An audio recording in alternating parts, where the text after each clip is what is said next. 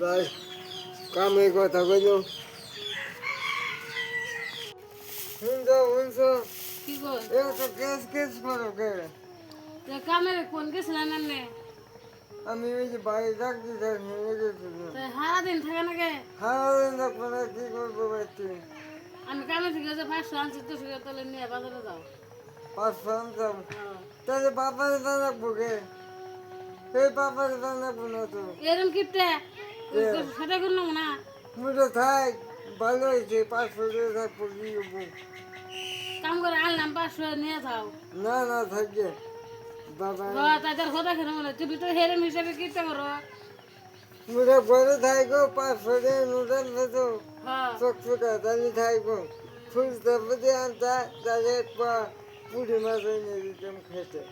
ওইটা আমাদের বলেই থাকতো